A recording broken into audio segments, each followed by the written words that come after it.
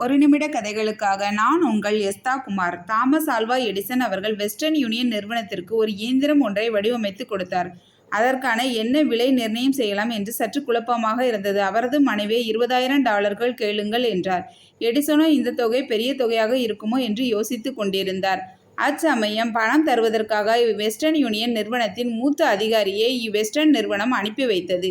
இயந்திரத்திற்கான விலையை அதிகாரி கேட்டார். எடிசன் சில நிமிடம் மௌனமாக இருந்தார். எப்படி கேட்பது என்று யோசித்துக் கொண்டிருந்தார். பொறுமை இழந்த அந்த நிறுவனத்தின் அதிகாரி, எடிசன் சார், இதோ உங்கள் இயந்திரத்திற்கான விலை, முதல் தவணை $100 என்று சொல்லி அதற்கான காசோலையை கொடுத்தார். மீதி தொகை எவ்வளவு என்று கூறி அனுப்பீர்கள். காசோலையை நாங்கள் அனுப்பி வைக்கிறோம் என்று கூறிவிட்டு சென்றார். எடிசன் பொறுமையை காத்திருந்த எடிசனுக்கு 4 மடங்கு லாபம் கிடைத்தது. அவசரப்பட்ட நிறுவனத்தின் அதிகாரியால் 4 மடங்கு நட்டம் நிறுவனத்திற்கு ஏற்பட்டது. இக்கதையின் நீதி என்னவென்றால், பொறுமையே நமக்கு முத்துக்களை தர இயலும், அவசரப்பட்டால் சிப்பிகளை மட்டுமே பெற முடியும் என்பதே ஆகும்.